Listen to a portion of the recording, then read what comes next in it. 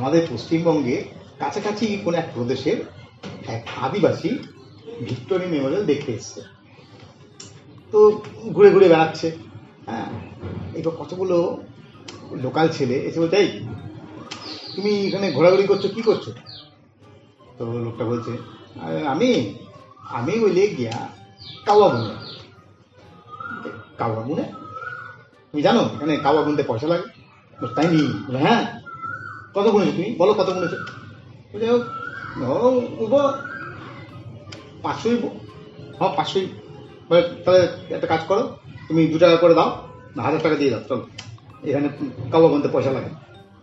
পয়সা লাগে? আচ্ছা আচ্ছা ঠিক আছে। মানি ব্যাগ বার করে 1000 টাকা দিয়ে দিচ্ছি। এবার ছেলেরা চলে গেছে।